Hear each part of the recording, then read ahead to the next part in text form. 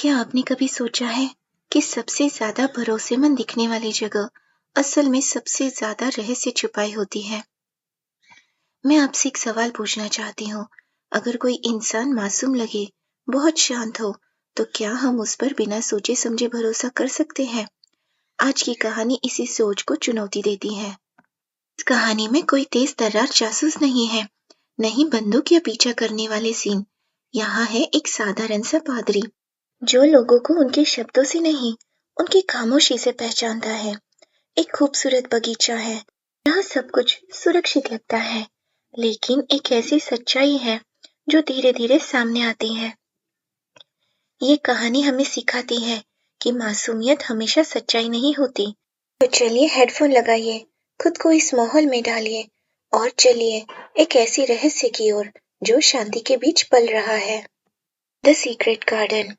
Paris police के प्रमुख अरिस्टाइड Valentine अपने डिनर में देर से पहुंचने वाले थे और उनके आने से पहले ही कुछ मेहमान आने लगे थे। लेकिन उनके खास और भरोसेमंद नौकर इवन ने सबको आश्वस्त कर दिया। इवन एक बूढ़ा आदमी था जिसके चेहरे पर एक बड़ा सा निशान था। उसका चेहरा और मूछें लगभग एक ही रंग की थी, धूसर थी। वो हमेशा प्रवेश हॉल में एक मेज पर बैठा रहता था। ये हॉल हथियारों से सजा हुआ था। वैलेंटाइन का घर भी अपने मालिक की तरह ही अजीब और मशहूर था। ये एक पुराना घर था जिसकी ऊंची दीवारें थीं और सीन नदी के पास ऊंचे पॉपुलर के पेड़ थे। लेकिन इस घर की सबसे खास बात ये थी कि बाहर जाने का सिर्फ एक ही रास्ता था, सामने का दरवाजा, जिसकी निगरानी इवन और हथियारों का कमरा करता था। घर के पीछे एक बड़ा और सुंदर बगीचा था। घर से बगीचे में जाने के कई रास्ते थे, लेकिन बगीचे से बाहर की दुनिया में जाने का कोई रास्ता नहीं था। चारों तरफ ऊंची चिकनी दीवारें थीं, जिन पर ऊपर नुकीले कांटे लगे थे। ये बगीचा शायद उस आदमी के लिए ठीक था जिसे सैकड़ों अपराधियों ने मारने की कसम खा रखी थी। इवन ने मेहमानों को बताया कि उनके मालिक ने फोन किया है और वे सिर्फ 10 मिनट की देरी से आएंगे। असल में वैलेंटाइन कुछ आखिरी सरकारी काम निपटा रहे थे, जैसे सजाओं से जुड़े कठिन फैसले। ये काम उन्हें बिल्कुल पसंद नहीं थे, लेकिन वे इन्हें पूरी सटीकता से करते थे। अपराधियों को पकड़ने में वे बेहद सख्त थे, लेकिन सजा देने में नरम दिल। फ्रांस और यूरोप की पुलिस व्यवस्था पर उनका गहरा असर था और उन्होंने हमेशा सजाओं को हल्का करने और जेलों को बेहतर बनाने की कोशिश की। वे एक बड़े मानवतावादी थे, हालांकि कभी-कभी उनकी दया न्याय से भी ज्यादा ठंडी लगती थी। जब वैलेंटाइन पहुंचे तो वे काले कपड़ों में थे और सीने पर लाल रोसेट लगा था। उनकी दाढ़ी काली थी, जिसमें सफेद बाल झलक रहे थे। वे सीधे अपने अध्ययन कक्ष स्टडी रूम में गए, जिसका दरवाजा पीछे के बगीचे की ओर खुलता था। उन्होंने अपना सरकारी बॉक्स ताला लगा कर रखा और कुछ पल खुले दरवाजे से बगीचे को देखने लगे। चांद बादलों और तूफान में टुकड़ों के बीच से झांक रहा था। वैलेंटाइन उसे कभी उदासी से देख रहे थे, जो उनके जैसे तार्किक इंसान में कमी दिखती थी। लेकिन वे जल्दी संभल गए, क्योंकि उन्हें याद आया कि वे देर से आए हैं और मेहमान इंतजार कर रहे होंगे। जब वे ड्राइंग रूम में पहुंचे तो उन्होंने देखा कि एक खास मेहमान अभी नहीं आया था। वहाँ उन्होंने कई लोगों को देखा। इंग्लैंड के राजदूत लॉर्ड गैलोवे, उनकी पत्नी लेडी गैलोवे, उनकी बेटी Margaret Graham, duchess of Mont Saint Michel और उनकी बेटियां, साइंटिस्ट डॉक्टर साइमन और इंग्लैंड से आए साधारण से फादर ब्राउन। उनकी नजर एक और व्यक्ति पर गई, फ्रेंच फॉरेन लीजन के ऑफिसर कमांडेंट ओब्रॉन। वो चुस्त, लंबा, नीली आंखों वाला आदमी था, जिसके चेहरे पर एक साथ शान और उदासी थी। वो आयरिश था और बचपन में मार्गरेट को जानता था। अब वो विदेशी वर्दी में था, तलवार और जूतों की एड़ियों के साथ। लॉर्ड गैलोवे और उनका परिवार उसे खास गर्मजोशी से पेश नहीं आया। मार्गरेट ने तो उसकी तरफ देखा तक नहीं। लेकिन वैलेंटाइन को इन सबसे ज्यादा इंतजार था एक और व्यक्ति का, दुनिया भर में मशहूर अमेरिकी अरबपति जूलियस की ब्रेन का। वो हर नए और अनोखे विचार में पैसा लगाने के लिए तैयार रहता था। कोई नहीं जानता था कि वो किस धर्म को मानता है या किसी को मानता भी है या नहीं। जब जूलियस के ब्रेन कमरे में आया तो सबका ध्यान उसी पर चला गया। वो बहुत बड़ा और भारी शरीर वाला आदमी था, पूरी तरह काले कपड़ों में। उसका चेहरा लाल और बाल सफेद थे। उसे तुरंत खाने के कमरे में ले जाया गया। डिनर के बाद बातचीत के दौरान अचानक एक बात ने सबका ध्यान खींचा। कमांडेंट ओब्राउन और लेडी मार्गरेट दोनों गायब थे। लॉर्ड गैलोवे बेचैन हो उठे। वे घर के पीछे की ओर गए और बगीचे तक पहुंचने वाले रास्ते पर पहुंचे। अब चांद पूरी तरह निकल आया था और बगीचा चांदी की रोशनी में नहाया हुआ था। तभी उन्होंने देखा, नीली वर्दी में एक लंबा आदमी घास पर चलता हुआ अध्ययन कक्ष की ओर जा रहा था। वो कमांडेंट ओब्राउन था। वो फ्रेंच खिड़कियों से घर के अंदर गायब हो गया और पीछे लॉर्ड गैलोवे को ऐसी हालत में छोड़ गया जिसे शब्दों में बताना मुश्किल था। गुस्सा भी था और उलझन भी। नीले चांदी की रोशनी में नहाया हुआ बगीचा किसी थिएटर के मंच जैसा लग रहा था, मानो वो लॉर्ड गैलोवे को चिढ़ा रहा हो। उनके दिल में पिता का स्नेह और समाज की सख्त सोच आपस में लड़ रही थी।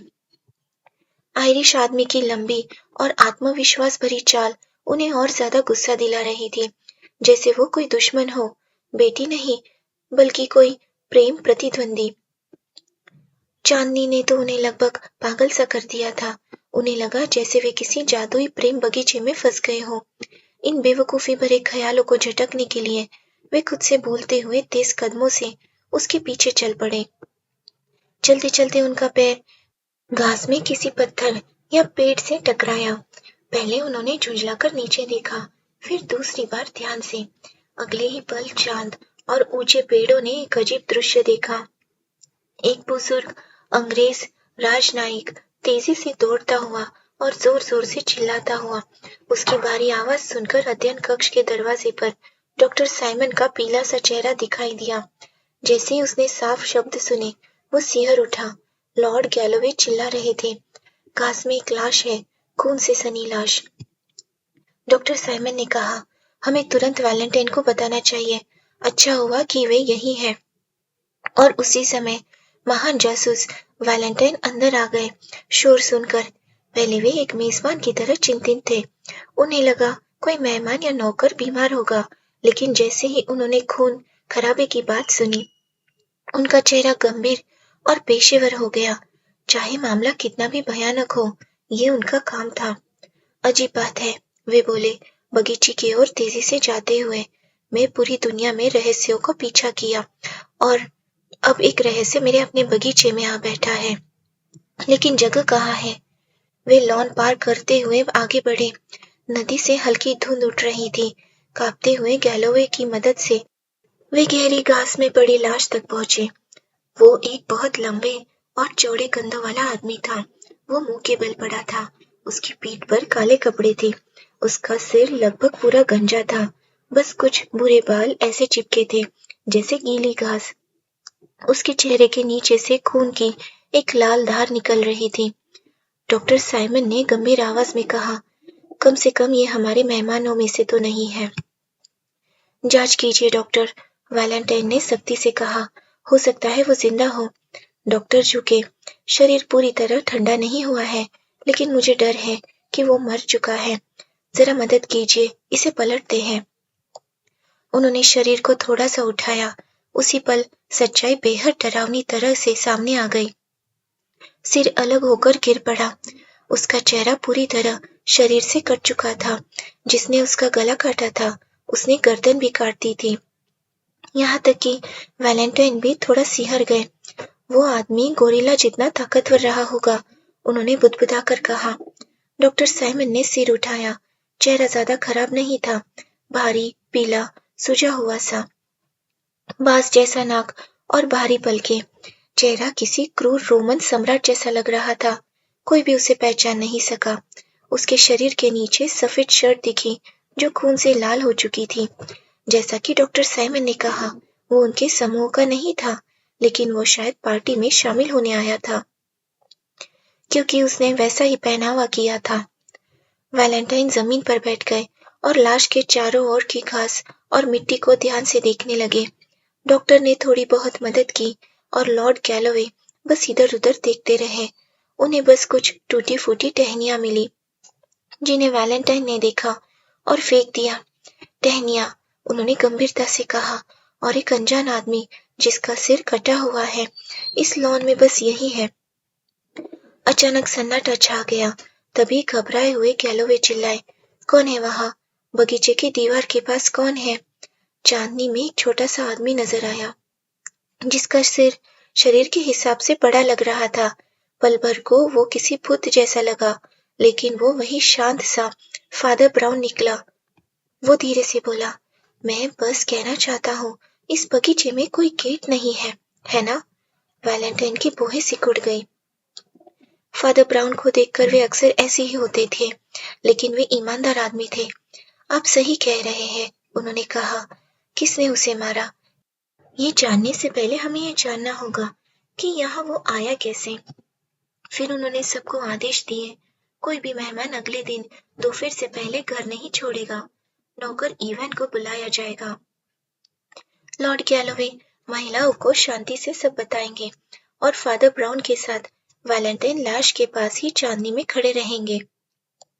एक आस्तिक और एक नास्तिक, मौत के दो अलग अलग विचारों की तरह, एक दूसरे के सामने, बिल्कुल शांत। बड़ी मूंछों वाला भरोसेमंद आदमी इवन घर से ऐसे बाहर निकला जैसे तोप का गोला। वो लॉन पार करता हुआ वैलेंटाइन की ओर ऐसे दौड़ा जैसे कोई कुत्ता अपने मालिक के पास दौड़ता है। उसका पीला पड़ा चेहरा इस घरेलू जासूसी घटना से अजीब सी चमक से भर गया था। वो लगभग डरावनी उत्सुकता से अपने मालिक से लाश की जांच करने की इजाजत मांगने लगा। हाँ, देख लो अगर चाहो इवन, वैलेंटाइन ने कहा, लेकिन ज्यादा देर मत करना, हमें ये सब घर के अंदर बैठकर सुलझाना है। इवन ने कटा हुआ सिर उठाया और लगभग हाथ से गिरा ही दिया। अरे, ये तो नहीं नहीं, ये हो नहीं सकता। क्या आप इस आदमी को जानते हैं साहब? नहीं, वैलेंटाइन ने बिना रुचि से कहा। चलो अंदर चलते हैं। दोनों ने मिलकर लाश को अध्ययन कक्ष के सोफे पर रखा और फिर सब ड्राइंग रूम में चले गए। जासूस वैलेंटाइन शांति से मेज पर बैठ गया।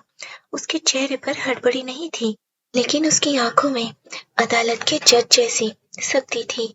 उसने कागज पर कुछ तेजी से नोट्स बनाए और फिर बोला, क्या सब लोग यहाँ हैं? मिस्टर ब्रेन नहीं है, duchess of Mont Saint Michel ने चारों ओर देखते हुए कहा, और न ही नील ओब्रायन। लॉर्ड गैलोवे भारी और कर्कश आवाज में बोले, मैंने उस सज्जन को बगीचे में चलते देखा था जब लाश अभी गर्म ही थी। इवन, वैलेंटाइन ने कहा, कमांडेंट ओब्राउन को और मिस्टर ब्राउन को ले आओ। मिस्टर ब्रेन शायद अभी भी ड्राइंग रूम में सिगार पी रहे हैं और ओब्राउन, मुझे लगता है वो ग्रीन हाउस में टहल रहे होंगे। इवन तुरंत कमरे से निकल गया, किसी को बोलने का मौका मिलने से पहले ही। वैलेंटाइन फिर बोले, तेज, सटीक और सैनिकी जैसी शैली में, आप सब जानते हैं कि बगीचे में एक आदमी की लाश मिली है जिसका सिर पूरी तरह काटा गया है। डॉक्टर साइमन, आपने उसे देखा है। क्या किसी आदमी का सिर इस तरह काटने के लिए बहुत ज्यादा ताकत चाहिए या सिर्फ बहुत तेज हथियार? पीले पड़े डॉक्टर ने कहा, मुझे नहीं लगता ये काम चाकू से हो सकता है। तो फिर? वैलेंटाइन ने पूछा, क्या आपके दिमाग में कोई ऐसा औजार है जिससे ये किया जा सके? सच कहूं तो नहीं, डॉक्टर ने भुएं चढ़ाते हुए कहा। गर्दन काटना आसान नहीं होता और ये कट बहुत साफ है। ये काम कुल्हाड़ी या पुराने जमाने की जल्लाद की कुल्हाड़ या किसी बड़ी 2 हाथ वाली तलवार से हो सकता है। हे ईश्वर, डचेस लगभग घबरा गई। यहाँ ऐसी तलवारें या कुल्हाड़ियां कहाँ हैं? वैलेंटाइन अभी कागज पर लिख रहा था। ये बताइए, उसने कहा, क्या ये काम एक लंबी फ्रेंच घुड़सवार तलवार से हो सकता है? तभी दरवाजे पर धीमी दस्तक हुई। अजीब वजह से वो दस्तक सबके दिल को जमा देने वाली लगी। उस सन्नाटे में डॉक्टर बस इतना कह पाए, हाँ, तलवार से हो सकता है। थैंक यू, वैलेंटाइन ने कहा। इवन, अंदर आओ। इवन दरवाजा खोलकर कमांडेंट नील ओब्रायन को अंदर ले आया, जिसे उसने फिर से बगीचे में टहलते पाया था। आयरिश अफसर दरवाजे पर खड़ा था, बिखरा हुआ और चुनौती भरा। आप मुझे क्यों बुला रहे हैं? वो चिल्लाया। प्लीज बैठिए, वैलेंटाइन ने शांत स्वर में कहा। वैसे आप अपनी तलवार नहीं पहने हैं। वो कहाँ है? मैंने उसे लाइब्रेरी की मेज पर छोड़ दिया, ओब्रायन ने घबराहट में कहा। वो मुझे बहुत परेशान कर रही थी। इवन, वैलेंटाइन ने कहा, प्लीज कमांडेंट की तलवार लाइब्रेरी से ले आओ। फिर ओब्रायन की ओर देखकर बोले, लॉर्ड गैलोवे कहते हैं कि लाश मिलने से ठीक पहले उन्होंने आपको बगीचे से निकलते देखा। आप बगीचे में क्या कर रहे थे? कमांडेंट कुर्सी पर धड़ाम से बैठ गया। ओह, वो बोला, चांद को देख रहा था, कुदरत से बातें कर रहा था। कमरे में भारी सन्नाटा छा गया। फिर वही छोटी लेकिन डरावनी दस्तक हुई। इवन वापस आया। उसके हाथ में खाली तलवार की म्यान थी। मुझे बस यही मिली, उसने कहा। इसे मेज पर रख दो, वैलेंटाइन ने बिना देखे कहा। कमरे में ऐसा सन्नाटा था जैसे मौत की सजा पाए अपराधी के चारों ओर होता है। डचेस की सिसकियां कब की थम चुकी थी। लॉर्ड गैलोवे का गुस्सा अब ठंडा पड़ चुका था। तभी एक अनपेक्षित आवाज गूंजी। मैं बता सकती हूँ, लेडी मार्गरेट ने कांपती लेकिन साफ आवाज में कहा। मैं बता सकती हूँ कि मिस्टर ओब्रायन बगीचे में क्या कर रहे थे। वो मुझसे शादी का प्रस्ताव दे रहे थे। मैंने मना कर दिया। मैंने कहा कि मैं उन्हें सम्मान के अलावा कुछ नहीं दे सकती। वो इस बात से थोड़े नाराज हो गए थे। वो हल्की सी उदास मुस्कान के साथ बोली, मुझे नहीं पता अब उन्हें मेरे सम्मान की परवाह होगी या नहीं, लेकिन मैं आज भी उन्हें वही सम्मान देती हूँ। मैं कसम खाकर कहती हूँ, उन्होंने ऐसा अपराध नहीं किया। लॉर्ड गैलोवे गुस्से में अपनी बेटी के पास आए। चुप रहो मैगी, उन्होंने फुसफुसा कर कहा। तुम उस आदमी को क्यों बचा रही हो? उसकी तलवार कहाँ है? लेडी मार्गरेट ने उन्हें ऐसा देखा कि सबका ध्यान खींच गया। आप कितने मूर्ख हैं, उसने धीमी लेकिन कठोर आवाज में कहा। आप क्या साबित करना चाहते हैं? मैं कहती हूँ जो वो मेरे साथ था वो निर्दोष था, और अगर वो निर्दोष नहीं था तब भी वो मेरे साथ ही था। अगर बगीचे में किसी की हत्या हुई तो किसने जरूर देखा होगा, किसे जरूर पता होना चाहिए था। क्या आप नील से इतनी नफरत करते हैं कि अपनी ही बेटी को? लेडी गैलोवे चीख पड़ी। बाकी सभी लोग चुपचाप बैठे सिहर रहे थे, जैसे प्रेमियों के बीच पहले हो चुकी शैतानी ट्रेजेडीज की छाया उन्हें छू रही हो।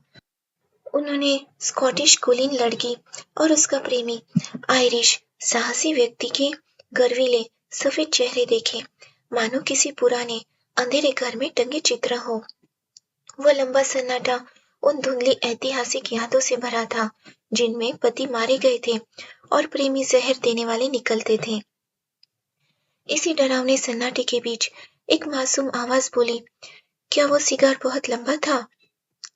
अचानक बात बदल जाने से सबने चौंक इधर उधर देखा कि बोल कौन रहा है। मेरा मतलब, कमरे के कोने से छोटे से फादर ब्राउन ने कहा। मिस्टर ब्रेन जो सिगार पी रहे थे, वो लगभग छड़ी जितना लंबा लग रहा था। बात भले ही असंबंधित लगी, लेकिन वैलेंटाइन के चेहरे पर झुंझलाहट के साथ सहमति भी थी। उन्होंने सिर उठाया। बिल्कुल ठीक, वे तेजी से बोले। इवन, फिर से मिस्टर ब्रेन को देखने जाओ और उन्हें तुरंत यहाँ ले आओ। इवन के बाहर जाते ही वैलेंटाइन ने बिल्कुल नए गंभीर भाव से लड़की की ओर देखा। लेडी मार्गरेट, उन्होंने कहा, कमांडेंट के व्यवहार को समझाने के लिए आपने जो साहस दिखाया उसके लिए हम सब आभारी हैं और आपकी प्रशंसा करते हैं, लेकिन एक बात अभी साफ नहीं है। लॉर्ड गैलोवे के अनुसार वे आपको अध्ययन कक्ष से ड्राइंग रूम की ओर जाते हुए मिले थे और उसके कुछ ही मिनट बाद उन्होंने बगीचे में कमांडेंट को अभी टहलते पाया। मार्गरेट ने हल्की सी व्यंग भरी मुस्कान के साथ जवाब दिया, ये याद रखिए कि मैंने अभी अभी उनका प्रस्ताव ठुकराया था, तो हम हाथ में हाथ डालकर लौटते नहीं।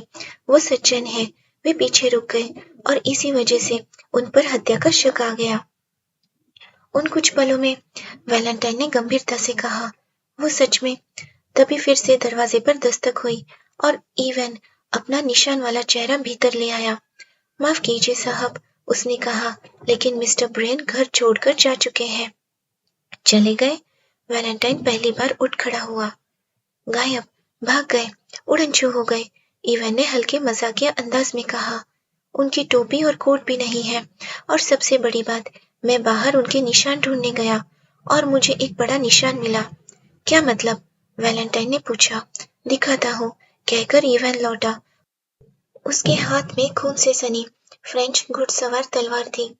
कमरे में मौजूद हर कोई उसे देख रहा था और जैसे कोई बिजली गिर पड़ी थी। इवन शांत स्वर में बोला, ये मुझे पेरिस जाने वाले सड़क पर झाड़ियों में पड़ी मिली, करीब 50 गज दूर, यानी ठीक वहीं जहां आपके इज्जतदार मिस्टर ब्रेन ने भागते समय इसे फेंक दिया था। फिर एक नया सन्नाटा छा गया। वैलेंटाइन ने तलवार ली, ध्यान से देखी, गहराई से सोचा और फिर सम्मान के साथ ओब्रायन की ओर मुड़े। कमांडेंट, उन्होंने कहा, हम आशा करते हैं कि पुलिस जांच के लिए जरूरत पड़ने पर आप ये हथियार पेश करेंगे। फिलहाल, कहते हुए उन्होंने तलवार को खनकती म्यान में वापस रखा। मैं आपको तलवार लौटा रहा हूँ। इस सैन्य से सम्मानजनक दृश्य पर लोग तालियां बजाने से खुद को रोक न सके। नील ओब्रायन के लिए ये इशारा जीवन का मोड़ था। सुबह की रोशनी में जब वो फिर उसी रहस्यमय बगीचे में टहल रहा था, तो उसके चेहरे की पुरानी उदासी मिट चुकी थी। लॉर्ड गैलोवे ने उससे माफी मांगी थी और लेडी मार्गरेट, जो एक लेडी से बढ़कर एक सच्ची महिला थी, शायद नाश्ते से पहले पुराने फूलों के बगीचे टहलते हुए और उसे माफी से भी बढ़कर कुछ दे चुकी थी। पूरी मंडली हल्की और इंसानी महसूस कर रही थी। मौत की पहेली अब भी थी, लेकिन शक का बोझ सबके सिर से उतर चुका था और वो बोझ पेरिस की ओर उड़ गया था, उस अजीब अरबपति के साथ जिसे वे ठीक से जानते भी नहीं थे। शैतान घर से निकल चुका था। उसने खुद ही निकलना चुना था। फिर भी पहेली अभी बाकी थी। जब ओब्रायन बगीचे की बेंच पर डॉक्टर साइमन के पास बैठा, तो वैज्ञानिक डॉक्टर ने फिर से उसी पर बात छेड़ी। लेकिन ओब्रायन के मन में अब ज्यादा सुखद बातें थी। मुझे तो ये मामला अब ज्यादा दिलचस्प नहीं लगता, आयरिश ने कहा। लगता है ब्रेन किसी वजह से उस अजनबी से नफरत करता था। उसे बगीचे में बुलाया, मेरी तलवार से मार डाला और शहर भाग गया। रास्ते में तलवार फेंक दी। वैसे इवन कहता है कि मरे हुए आदमी की जेब में एक अमेरिकी डॉलर मिला था, यानी ये भी ब्रेन का ही देशवासी था। बात साफ लगती है। इसमें 5 बड़ी मुश्किलें हैं, डॉक्टर ने शांत स्वर में कहा। गलत मत समझिए, मुझे नहीं लगता कि ब्रेन निर्दोष है। उसका भागना यही बताता है। लेकिन सवाल है, उसने ये किया कैसे? पहली मुश्किल, कोई आदमी भारी तलवार से क्यों मारे जब वो जेब के चाकू से भी मार सकता है? दूसरी मुश्किल, कोई शोर क्यों नहीं हुआ?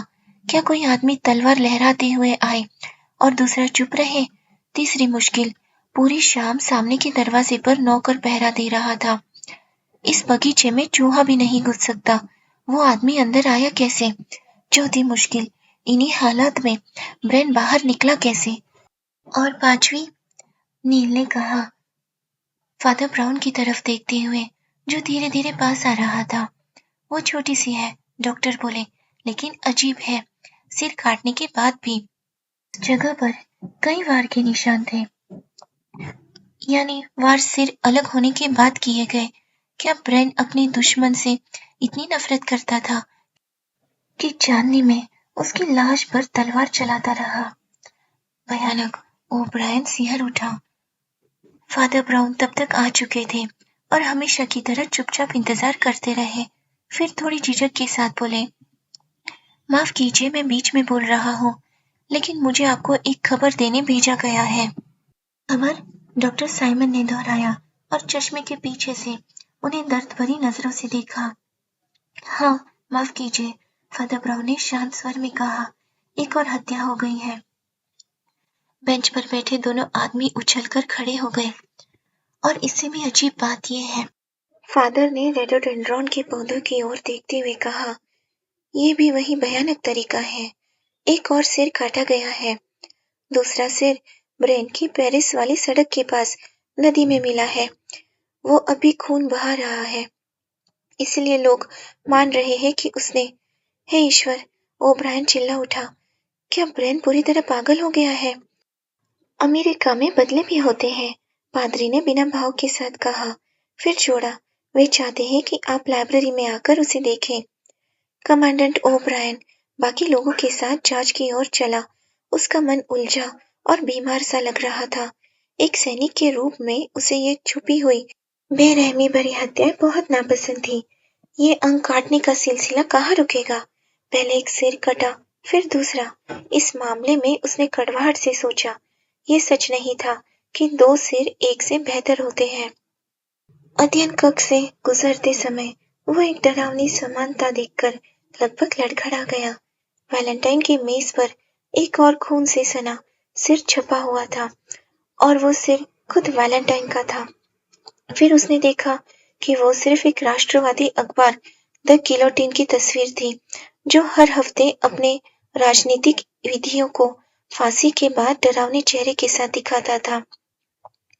वैलेंटाइन धर्म विरोधी विचारों के लिए जाना जाता था, लेकिन ओब्रायन आयरिश था। उसके भीतर एक तरह की नैतिक शक्ति थी। उसे फ्रांस की इस बौद्धिकता, क्रूरता से घिन आ रही थी। उसे पूरा पेरिस एक भयानक ताकत जैसा लगा। गोथिक चर्चों की डरावनी मूर्तियों से लेकर अखबारों की भद्दी तस्वीरों तक उसे क्रांति के विशाल और खून खराबे वाले मजाक याद आए। उसे लगा मानो पूरा शहर एक ही डरावना रूप बन गया हो। वैलेंटाइन की मेज पर पड़ी उस तस्वीर से लेकर नोट्रे डैम की छत पर मुस्कुराते शैतान तक। लाइब्रेरी लंबी, नीची और अंधेरी थी। कम रोशनी पर्दों के नीचे से अंदर आ रही थी, जिसमें सुबह की हल्की लालिमा थी। वैलेंटाइन और उसका नौकर इवन मेज की ऊपरी सिरे पर उसका इंतजार कर रहे थे। मेज पर दोनों मृत सिर रखे थे, धुंधली रोशनी में बहुत बड़े लग रहे थे। बगीचे में मिला बड़ा काला शरीर और पीला चेहरा अब भी वैसे ही था। दूसरा सिर, जो सुबह नदी की घास से निकाला गया था, उसके पास रखा था। अब भी पानी टपक रहा था। वैलेंटाइन के लोग दूसरे शरीर के बाकी हिस्से खोज रहे थे, जो शायद पानी में बह गया था। फादर ब्राउन, जिन्हें ओब्रायन की घबराहट से कोई फर्क नहीं पड़ा, दूसरे सिर के पास गए और ध्यान से देखने लगे। वो सिर्फ बस भीगे हुए सफेद बालों का गुच्छा था, जिन पर सुबह की लाल रोशनी में चांदी सी चमक थी। चेहरा बदसूरत, नीला सा पड़ा और शायद अपराधी जैसा लग रहा था। नदी में बहते हुए वो पत्थरों और पेड़ों से टकराकर बुरी तरह बिगड़ गया था। Good morning, commandant O'Brien, Valentine ने शांत स्वर में कहा। आपने ब्रेन की ताजा दरिंदगी के बारे में सुन लिया होगा। फादर ब्राउन सिर झुकाए हुए ही बोले, मुझे लगता है ये पक्का मान लिया गया है कि ये सिर भी ब्रेन ने काटा है। हाँ, यही तो सामान्य समझ कहती है, वैलेंटाइन ने जेब में हाथ डालते हुए कहा। दोनों एक ही तरह से मारे गए, दोनों पास पास मिले और वही हथियार इस्तेमाल हुआ जिसे हम जानते हैं कि वो अपने साथ ले गया था। हाँ हाँ, मुझे पता है, फादर ब्राउन ने विनम्रता से कहा। फिर भी मुझे शक है कि ब्रेन ये सिर काट ही नहीं सकता था। क्यों नहीं? डॉक्टर साइमन ने तर्कपूर्ण नजरों से पूछा।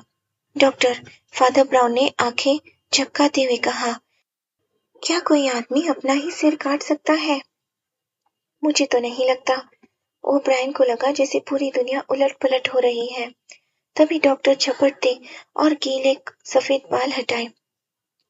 ओह, इसमें शक कोई नहीं है, ये तो ब्रेन ही है, फादर ने शांत स्वर में पूछा। उसके बाएं कान में ठीक ऐसा ही निशान था, है ना? वैलेंटाइन, जो अब तक पादरी को तीखी नजरों से देख रहा था, अचानक तेज आवाज में बोला, लगता है आप उसके बारे में बहुत कुछ जानते हैं, फादर ब्राउन। हाँ, छोटे आदमी ने सरलता से कहा। मैं कुछ हफ्तों से उसके साथ था। वो हमारे चर्च में शामिल होने के बारे में सोच रहा था। कट्टरता की चमक वैलेंटाइन की आंखों में आ गई। वो मुट्ठियां भींचे फादर की ओर बढ़ा। और शायद, उसने तंज से कहा, वो अपनी सारी दौलत भी आपके चर्च को देने की सोच रहा होगा। हो सकता है, ब्राउन ने बिना भाव के साथ कहा। ये मुमकिन है। तो फिर, वैलेंटाइन ने डरावनी मुस्कान के साथ कहा, आप उसकी जिंदगी के बारे में बहुत कुछ जानते होंगे और उसकी। कमांडेंट ओब्रायन ने वैलेंटाइन का हाथ पकड़ लिया। ऐसा मत करो, ये बदनामी मत करो वैलेंटाइन, उसने कहा, वरना तलवारें फिर से निकल सकती हैं। लेकिन फादर की शांत निगाहों के सामने वैलेंटाइन ने खुद पर काबू पा लिया। ठीक है, उसने संक्षेप में कहा, लोगों की निजी राय बाद में देखी जाएगी। आप सब अपने वादे से बंधे हैं, घर में रहना होगा। इवन तुम्हें बाकी बातें बताएगा। मुझे अब अधिकारियों को लिखना है। इसे अब और छुपाया नहीं जा सकता। अगर कोई और खबर हो तो मैं अपने अध्ययन कक्ष में हूँ। कोई और खबर है इवन? डॉक्टर साइमन ने पूछा। बस एक और बात है साहब, इवन ने अपने बूढ़े चेहरे पर झुर्रियां डालते हुए कहा। लेकिन वो भी अहम है। वो जो बूढ़ा आदमी लॉन में मिला था, उसने बिना किसी सम्मान के उस बड़े काले शरीर और पीले सर की ओर इशारा किया। हम अब जान गए हैं कि वो कौन था। सच में? डॉक्टर ने हैरानी से कहा। तो वो कौन था?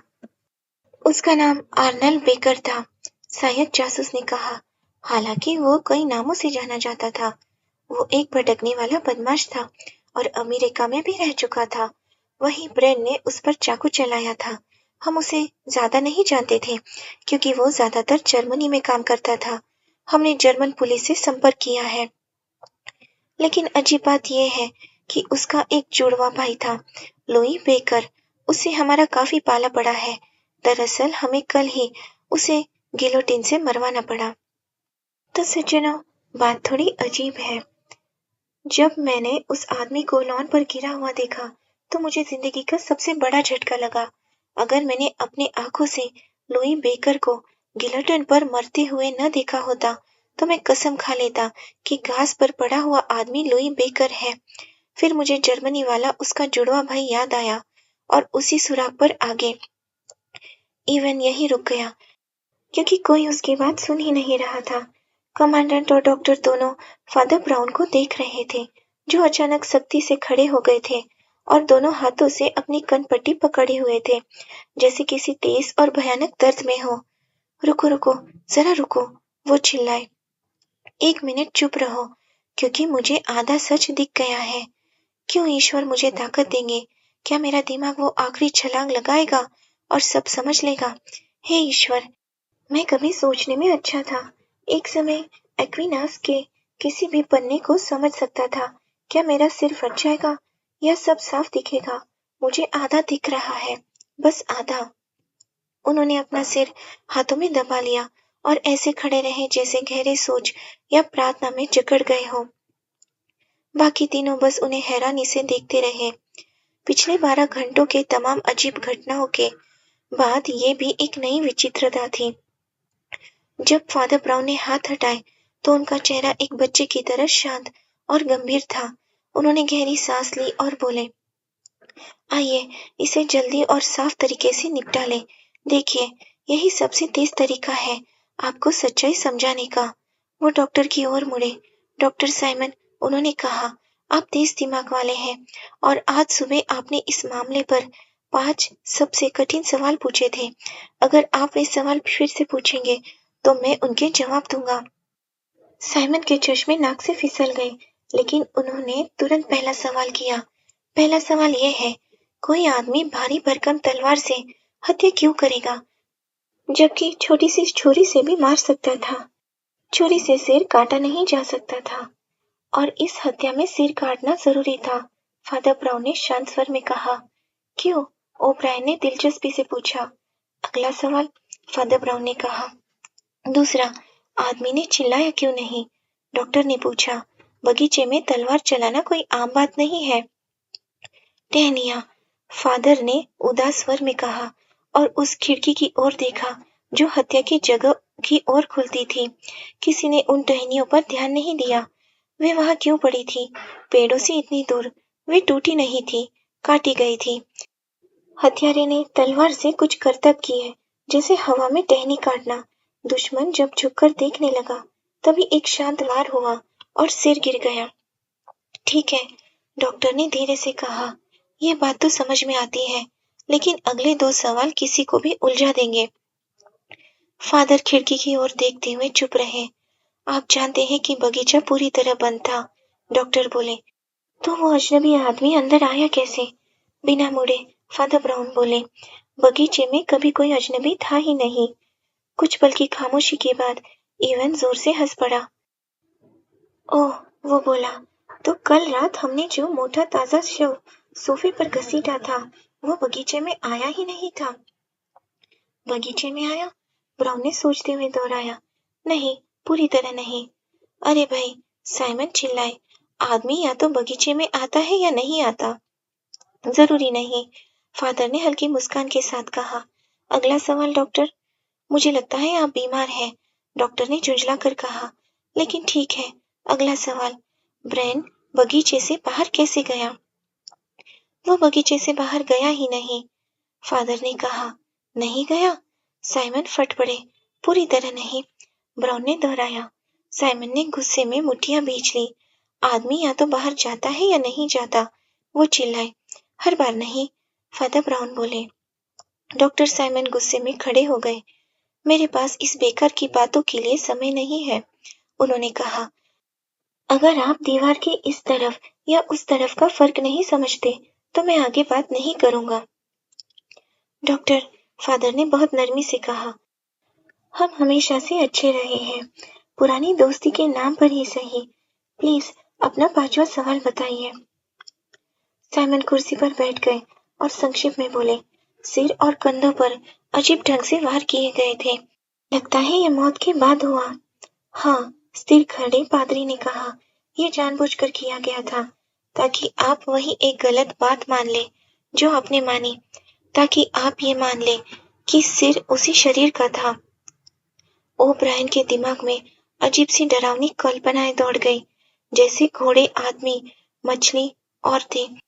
उसे लगा कोई बहुत पुरानी आवाज उसके कान में कह रही है, उस बगीचे से दूर रहो जहाँ दोहरा फल उगता है। उस बगीचे से बचो जहाँ दो सिर वाला आदमी मरा। फिर भी इन डरावनी कल्पनाओं के बीच उसका व्यवहारिक दिमाग पूरी तरह जगा हुआ था, और वो बाकी सब की तरह उस अजीब से फादर की ओर देख रहा था, और वो बाकी सब की तरह अविश्वास और ध्यान से सुन रहा था। फादर ब्राउन आखिरकार घूमे और खिड़की के सामने खड़े हो गए। उनका चेहरा गहरी छाया में था, लेकिन उस अंधेरे में भी दिख रहा था कि वो राख की तरह पीला पड़ चुका है। फिर भी पूरी समझदारी से बोल रहे थे, जैसे दुनिया में कोई डर या भ्रम ही नहीं है। सज्जनों, उन्होंने कहा, आपने बगीचे में बेकर की कोई अजनबी लाश नहीं पाई थी। आपने वहां कोई अजनबी शव देखा ही नहीं। डॉक्टर साइमन की तर्कशील सोच के बावजूद मैं फिर कहता हूँ कि बेकर वहां पूरी तरह मौजूद ही नहीं था। जरा देखिए। वो उस रहस्यमय शव के काले भारी ढांचे की ओर इशारा करते हैं। आप लोगों ने इस आदमी को अपनी जिंदगी में कभी नहीं देखा। क्या आपने कभी इसे पहले देखा है? उन्होंने झटके से उस अनजान आदमी का गंजा पीला सिर हटा दिया और उसकी जगह पास में सफेद रखा बालों वाला सिर जोड़ दिया, और वहां पूरा साफ और बिना किसी शक के जूलियस के ब्रेन पड़ा था। हत्यारे ने, ब्राउन शांत स्वर में बोले, अपने दुश्मन का सिर काटा और तलवार को दीवार के उस पार फेंक दिया। लेकिन वो इतना चालाक था कि उसने सिर्फ तलवार ही नहीं फेंकी, उसने सिर भी दीवार के पार फेंक दिया। फिर उसे बस इतना करना था कि किसी और का सिर उस धड़ पर लगा दे, और क्योंकि उसने निजी जांच पर जोर दिया था, आप सबने मान लिया कि ये कोई बिल्कुल नया आदमी है। किसी और का सिर लगा दिया? ओब्रायन घूरते हुए बोले, कौन सा सिर? बगीचे की झाड़ियों पर तो सिर नहीं उगते। नहीं, फादर ब्राउन भारी आवाज में बोले और अपने जूतों की ओर देखने लगे। सिर उगने की सिर्फ एक ही जगह होती है, वे गिलोटिन की टोकरी में मिलते हैं। और हत्या के ठीक 1 घंटे पहले तक उस टोकरी के पास पुलिस प्रमुख एरिस्टाइड वैलेंटाइन खड़ा था। मेरे दोस्तों, उन्होंने आगे कहा, मुझे चीर डालने से पहले 1 मिनट मेरी बात सुन लीजिए। वैलेंटाइन एक ईमानदार आदमी है। अगर किसी बहस योग्य उद्देश्य के लिए पागल होना ईमानदारी कहलाता हो, लेकिन क्या आपने कभी उसकी ठंडी दूसर आंखों में ये नहीं देखा कि वो पागल है? वो क्रॉस को अंधविश्वास साबित करने के लिए कुछ भी कर सकता है, कुछ भी। उसने इसके लिए संघर्ष किया, भूखा रहा और अब इसके लिए उसने हत्या भी कर दी। ब्रेन की सनकी दौलत अब तक कई संप्रदायों में बटी हुई थी, इसीलिए किसी एक को ज्यादा फायदा नहीं हुआ। लेकिन वैलेंटाइन को ये खबर मिली कि ब्रेन कई उलझे हुए नास्तिकों की तरह हमारी ओर झुक रहा है, और ये बिल्कुल अलग बात थी। ब्रेन फ्रांस की गरीब लेकिन लड़ाकू चर्च को पैसा देता, द गिलोटिन जैसे 6 राष्ट्रवादी अखबारों को सहारा देता। लड़ाई पहले ही नाजुक मोड़ पर थी और इस कट्टरपंथी ने बड़ा जोखिम उठा लिया। उसने करोड़पति को खत्म करने का फैसला किया, और उसने ये काम उसी तरह किया जैसे कोई महान जासूस अपनी जिंदगी का इकलौता अपराध करता है। उसने किसी जांच के बहाने बेकर का कटा हुआ सिर उठा लिया और उसे अपने सरकारी डिब्बे में घर ले आया। फिर ब्रेन से उसकी आखिरी बहस हुई, जिसका अंत लॉर्ड गैलोवे ने नहीं सुना।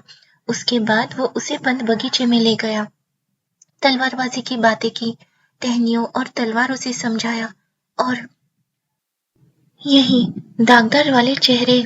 इवन उछल पड़ा। तुम पागल हो, वो चिल्लाया। मैं तुझे कभी अपने मालिक के पास ले जाऊंगा, अगर पकड़ ले जाना पड़े तो। मैं वहीं जा रहा था, ब्राउन थके हुए स्वर में बोले। मुझे उससे स्वीकार करवाना है। बेचारे ब्राउन को किसी बंदी या बलि की तरह आगे धकेलते हुए वे सब एक साथ वैलेंटाइन के अध्ययन कक्ष में गए। महान जासूस अपनी मेज पर बैठा था, मानो उनके शोरगुल से बिल्कुल बेखबर। वे एक पल रुके, फिर उसकी सीधी और सदी हुई पीठ को देखकर डॉक्टर अचानक आगे बढ़ा। एक स्पर्श और नजर से उसने देख लिया, वैलेंटाइन की कुर्सी के पास गोलियों का एक छोटा डिब्बा रखा था। वैलेंटाइन अपनी कुर्सी पर ही मर चुका था, और उस आत्महत्या करने वाले के शांत चेहरे पर कैटो के गर्व से भी ज्यादा कठोर अभिमान झलक रहा था।